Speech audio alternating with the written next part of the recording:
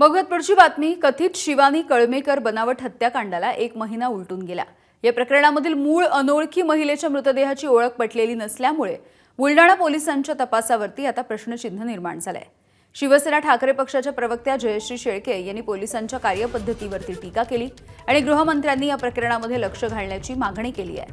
दरम्यान जयश्री शेळके यांनी जळगाव जामोद पोलीस ठाण्याला भेट देत अधिकाऱ्यांकडून माहिती घेतली आणि तपासाच्या संदर्भात वेगवेगळे प्रश्न देखील उपस्थित केले.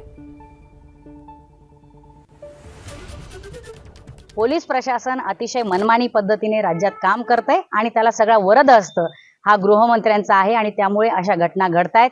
जे काही झालंय ते अतिशय चुकीचं आहे, दुर्दैवी आहे आणि किमान बुलडाणा जिल्ह्याची तरी मान खाली घालणारा आहे.